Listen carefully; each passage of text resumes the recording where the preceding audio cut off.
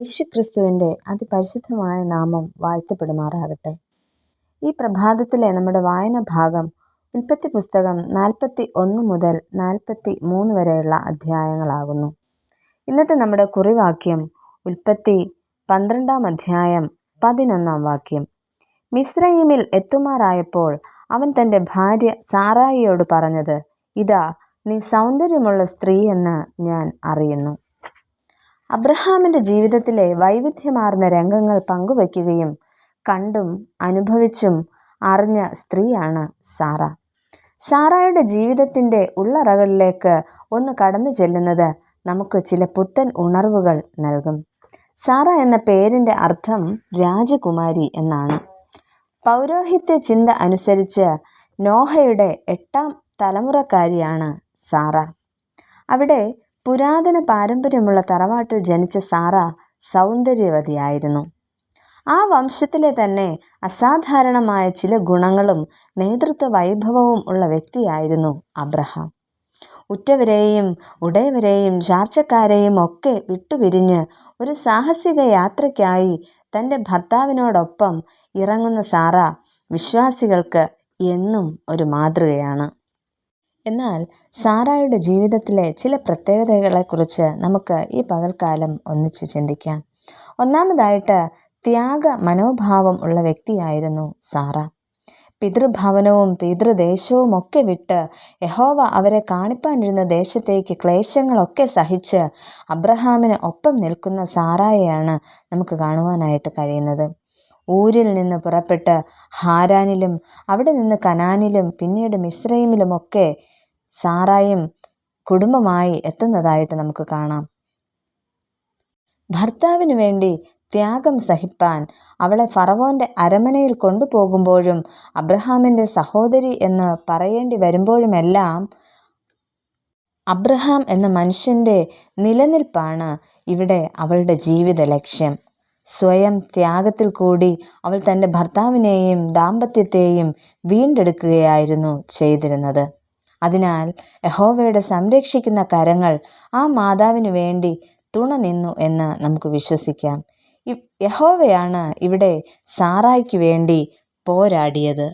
അതിനെക്കുറിച്ച് നമുക്ക് ഉൽപ്പത്തി പുസ്തകം 12 അധ്യായത്തിൻ്റെ 17 വാക്യത്തിൽ നമുക്ക് കാണാം. അബ്രാമിൻ്റെ ഭാര്യയായ സാറായി നിമിത്തം യഹോവ ഫറവോനെയും അവൻ്റെ കുടുംബത്തെയും അത്യന്തം ദണ്ഡിപ്പിച്ചു എന്ന് കാണുന്നു. ത്യാഗ മനോഭാവം ഉള്ള വ്യക്തി, ഭർത്താവിന് വേണ്ടി എന്ത് ത്യാഗവും സഹിക്കുവാനായിട്ട് സന്നദ്ധയായ ഒരു സ്ത്രീയായിരുന്നു സാറ എന്ന് നമുക്ക് ഇതിലൂടെ മനസ്സിലാക്കുവാനായിട്ട് സാധിക്കും. രണ്ടാമതായിട്ട് ദൈവിക വാഗ്ദത്തം നിറവേറ്റുവാൻ സ്വന്തമായ മാർഗങ്ങൾ തിരഞ്ഞെടുത്ത ഒരു വ്യക്തിയായിരുന്നു സാറ. ദൈവിക വാഗ്ദാനം എന്ന് പറയുമ്പോൾ ഉൽപ്പത്തി പുസ്തകം 15 അധ്യായം അതിൻ്റെ 5 വാക്യത്തിൽ ഇങ്ങനെ കാണുന്നു. പിന്നെ അവൻ അവനെ പുറത്തു കൊണ്ടുചെന്നു, നീ ആകാശത്തേക്ക് നോക്കുക, നക്ഷത്രങ്ങളെ എണ്ണുവാൻ കഴിയുമെങ്കിൽ എണ്ണുക എന്ന് കൽപ്പിച്ചു. നിന്റെ സന്തതി ഇങ്ങനെ ആകും എന്നും അവനോട് കൽപ്പിച്ചു. അബ്രഹാമിന് ദീർഘവർഷങ്ങൾ മക്കളില്ലാതെ ഇരുന്നിട്ട് യഹോവയായ ദൈവം അബ്രഹാമിന് കൊടുക്കുന്ന വാഗ്ദാനമാണ് നമ്മളിവിടെ കണ്ടത്. എന്നാൽ സാറ ഇവിടെ ചിന്തിക്കുന്നത് വന്ധ്യയായ തനിക്കെങ്ങനെ മക്കൾ ഉണ്ടാകും.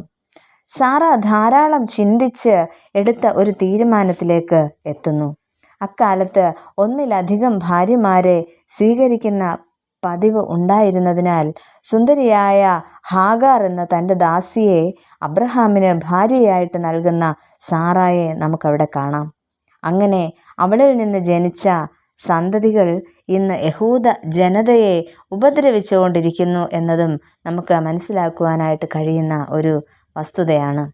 ഒരു തെറ്റ് അത് യുഗങ്ങളോളം നീണ്ടു നിൽക്കുന്ന ദുഷ്ഫലം ഉളവാക്കും എന്ന് നമുക്ക് ഇതിലൂടെ മനസ്സിലാക്കാം. പ്രിയമുള്ളവരെ, ദൈവിക വാഗ്ദത്തത്തെക്കാൾ ഉപരിയായിട്ട്, ദൈവഹിതത്തെക്കാൾ ഉപരിയായിട്ട് സ്വന്തമായിട്ട് എടുക്കുന്ന തീരുമാനങ്ങൾ അത് എപ്പോഴും അതിൻ്റെ പൂർണ്ണതയിലേക്ക് എത്തുന്നില്ല എന്ന് നമുക്ക് ഇതിലൂടെ മനസ്സിലാക്കുവാനായിട്ട് സാധിക്കും. പ്രിയമുള്ളവരെ, നമ്മുടെ തീരുമാനങ്ങൾ ദൈവത്തോട് ചേർന്നതായിരിക്കട്ടെ. എൻ്റെ ആഗ്രഹങ്ങളല്ല ദൈവ ഇഷ്ടം നടക്കുവാൻ നമ്മളെ തന്നെ ദൈവകരങ്ങളിലേക്ക് ഏൽപ്പിച്ചു കൊടുക്കാം. പ്രതികൂല സാഹചര്യങ്ങളിൽ കുടുംബങ്ങളുടെ കെട്ടുറപ്പിനായിട്ട് ദൈവത്തോട് ആലോചന ചോദിച്ചുകൊണ്ട് ഓരോ നിമിഷവും മുന്നേറുവാനായിട്ട് നമുക്ക് സാധിക്കണം. പ്രിയ കർത്താവെ, ത്യാഗ മനോഭാവത്തോടെ എപ്പോഴും ജീവിക്കുവാൻ ഞങ്ങളെ അവിടുന്ന് സഹായിക്കണമേ. ഞങ്ങളുടെ ഇഷ്ടമല്ല, ദൈവഹിതം ഞങ്ങളിൽ നിറവേറുവാനായിട്ട് ഇടയാക്കണമേ എന്ന് പ്രാർത്ഥിക്കുന്നു. കർത്താവെ, ഞങ്ങളുടെ പ്രാർത്ഥന കേൾക്കണമേ. ആമേൻ.